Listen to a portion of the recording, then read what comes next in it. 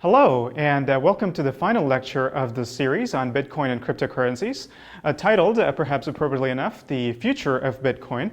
And you'll see that I had a question mark there, and I put a question mark there for two reasons. One is that I'm not claiming to have any special insight into what the future of Bitcoin is going to be. I'm not going to make any predictions. You can think of this as possibilities for the future of Bitcoin, perhaps. But another more important reason that I wanted to have a question mark there is that a lot of these ideas for where Bitcoin is going to go and where cryptocurrency technologies are going to go and where blockchain technologies are going to go has come from entrepreneurs and developers and hobbyists, etc. And that's great. One of the consequences it's had is that this conversation has tended to be a little bit breadless at times of how blockchain technologies are going to revolutionize the world. And it's great to see that kind of enthusiasm. But as an academic researcher, one of my roles is to consider all of these proposals and to categorize them, analyze their pluses and minuses, and necessarily almost take a little bit of a skeptical view and so on. So I'll be doing that in this lecture as well. And that's the other reason I had the question mark in there. So we're going to be taking a look at these technologies, but also sort of analyzing them critically. Okay. So when we say the future of Bitcoin, that could be interpreted in a few different ways. One is thinking about how the Bitcoin system itself is going to change. Are there going to be major forks? And we've seen hard forks and soft forks before. We've seen what that would look like potentially. One could think about whether that's going to happen and what new features would go in if that were to happen. One could talk about efficiency and scalability improvements and so on. So modifications to the Bitcoin system itself. That's not quite the sort of thing that I'm interested in this lecture.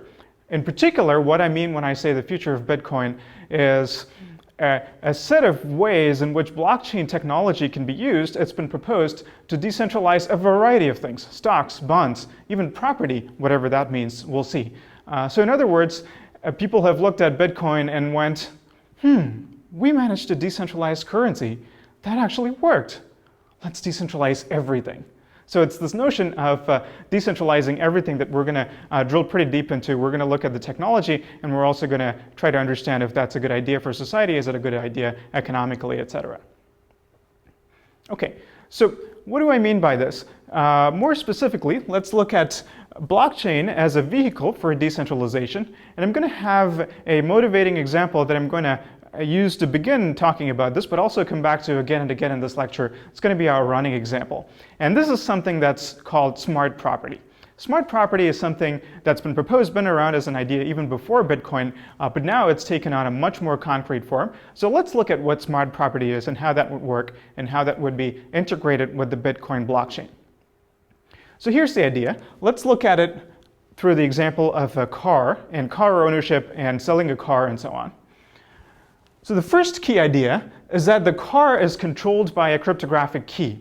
You have a digital key that opens your car, but further, there is some crypto that's built into it. How does that crypto work? The car has a public key that's hard-coded into it. And your key is going to have the corresponding private key corresponding to this public key. And therefore, perhaps when you approach the car, your key is going to automatically send a signed message to the car using, for example, Bluetooth. And the car, having the right public key, is able to recognize the authorized signature. And since only your specific key has the right private key embedded into it, nobody else will be able to fake that signature. And so you'll be able to approach and enter the car. So this is a foundational idea of smart property that we're going to take it to the next step, but this is where it starts. And this, I have to say, if you are going to make a digital car key, this is probably a really good way to do it. This is much better than a solution, for example, where the car has a secret number encoded into it, and your key also has a secret number, and your key simply sends that secret number to the car, which verifies if it got the right secret number. This is, of course, really insecure because it's subject to replay attacks and so on. But instead, an asymmetric cryptography-based solution is a good way for authorizing the owner to enter the car. So let's assume that we have a car that works in this fashion. What can we do with this? In particular, what does it mean to integrate this with the blockchain? Let me show you. So the next step in this design is that instead of having this public key hard-coded, what this car is going to do is it's going to dynamically update its public key based on what's going on in the blockchain. So what does that mean? When the car rolls out of the factory, it might have a particular transaction in the blockchain hard-coded into it, with the understanding that whoever owns the private key corresponding to the output address of that transaction basically controls the car. So in other words, the public key that the car uses to authorize the right owner corresponds to the public key that's the output address of this Bitcoin transaction. So you'd have to have some specific types of crypto to make it work. The signature scheme that the car is using should be the same as the signature scheme that Bitcoin uses and so on. But those are technical details that we can assume can be easily worked out. Right, and the car, you have to assume, is running a Bitcoin node and is constantly listening to the blockchain and using that to update its key. So how might that work? So this is a block in the blockchain. The next block rolls around, nothing of particular interest happens. And now we have one more block, but here there's something interesting. We have a transaction in the new block, which consists of transferring this particular transaction to a new address. And that new address, let's say, happens to be the public key of Bob. And so what will happen now is that the car will automatically update its public key upon noticing this transaction to be this new public key. And whoever has the private key corresponding to this public key will now be able to send the appropriate authorized signed message to the car in order to activate it. And that's going to be Bob now. So Bob's key now activates the car, and in this universe, there's no distinction between ownership of the car and the technical ability to open the car or activate the car by sending the right signature. So if we make that assumption, this Bitcoin transaction actually constitutes a change in ownership of the car. So that sounds pretty crazy, but now we're actually going to take it to the next level of technical sophistication. What we're going to do is, it's not enough to just have a way to transfer ownership of the car. For this to be meaningful in the real world, you have to have something that represents what a sale of the car might look like, sale of the used car from Alice to Bob. So what's necessary there? Not merely transfer of ownership of the car, but also transfer of payment from Bob to Alice. Right, but here is the key technical problem.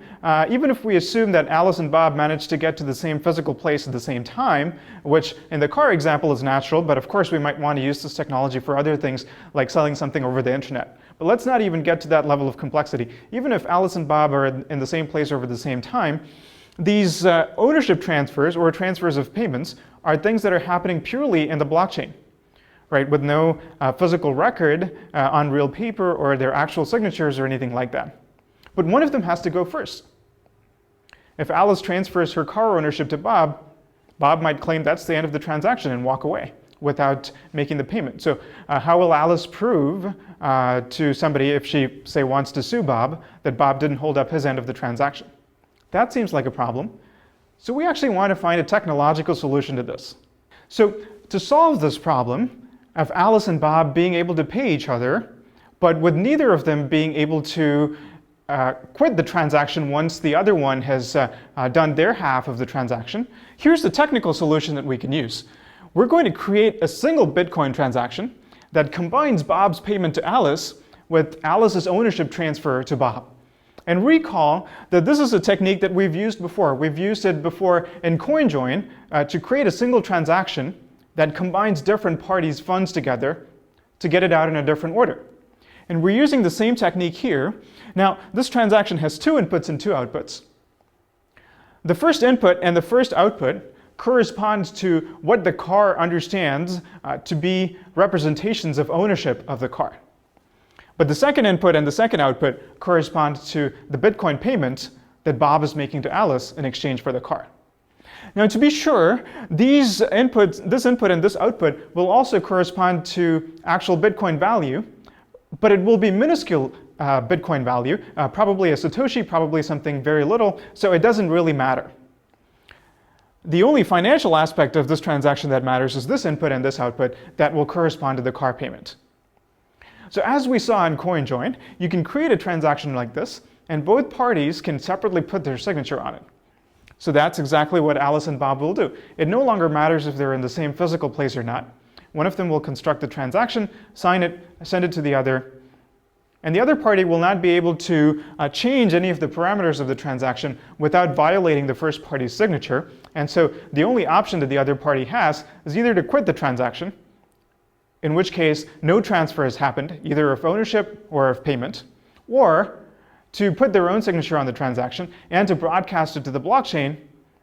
And once it gets confirmed to the blockchain, when it has 6 transactions or whatever number that the car is looking for in order to signal a transfer of ownership, both of these will happen simultaneously. The car will switch owners, at least in the sense of who can control activation of the car, as well as money will switch hands.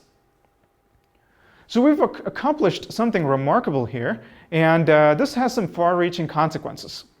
And we're going to keep coming back to this example and understand this in better detail and talk about the different aspects of what we've seen. But let's start with something basic. So this is a technological way of representing ownership and transferring ownership. But what is the real-world analog exactly that it replaced? And how does this constitute a form of decentralization? Now, if you think about, for a real car, as things happen now, what constitutes ownership? It's clearly the title document. So we've gone from this world where the title document represents ownership. And let's be clear, this is a centralized form of ownership. What does that mean? The title document only has meaning to the extent that the DMV recognizes it. And to really drive home that point, when you sell a car, it's not enough to physically transfer this document to somebody else. One of you has to actually go and register that with the DMV. So there has to be a record of this in the centralized database. That's what it means for a car to change hands. So it's that inherently centralized system controlled by the state.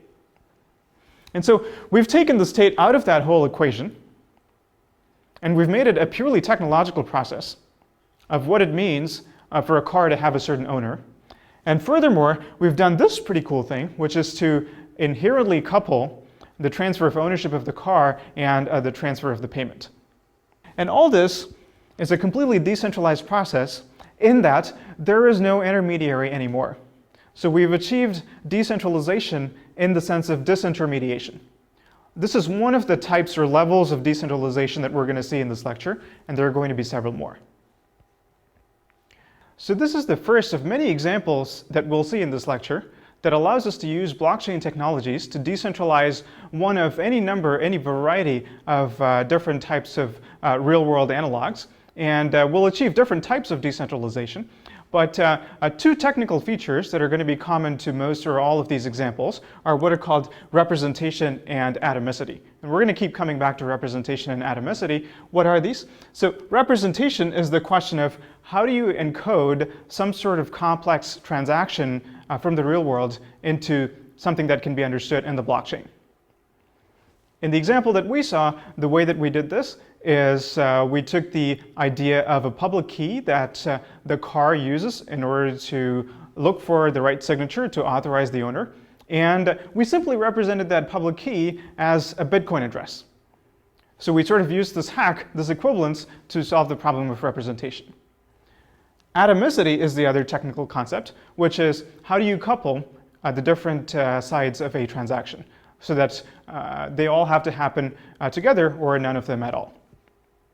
Atomicity is an important security feature.